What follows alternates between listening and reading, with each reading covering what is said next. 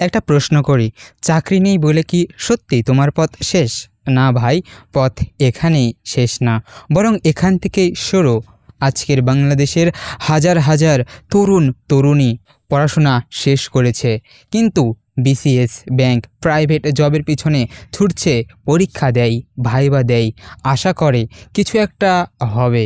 কিন্তু যখন বারবার ব্যর্থতা আসে, তখন তার ভিতরটা ভেঙে যায়।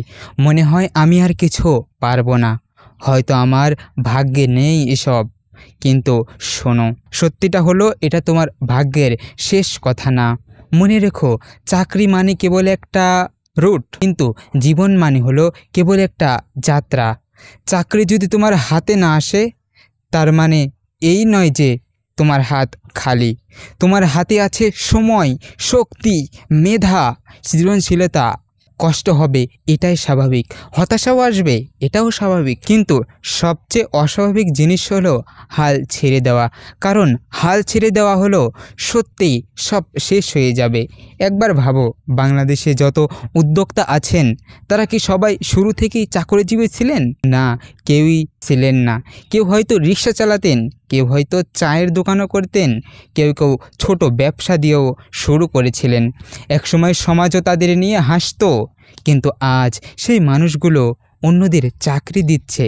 তুমি যদি ভেবে বসে থাকো আমার হাতে কিছুই নেই, তাহলে ভুল করবে। কারণ তোমার হাতে আছে একটা অমূল্য জিনিস, আর সেটা হচ্ছে সময়। তুমি হয়তো ছোট থেকে শুরু করতে পারো, একটা দক্ষতা শিখতে পারো, অনলাইনে কাজ করতে পারো, এমনকি একটা ক্ষুদ্র ব্যবসাও দাঁড় করাতে পারো। হয়তো শুরুতে টাকা কম আসবে, কিন্তু বিশ্বাস করো, যখন তুমি চালিয়ে যাবে, একদিন সেই ছোট পদক্ষেপই হবে তোমার জীবনের বড় সাফল্যের কারণ।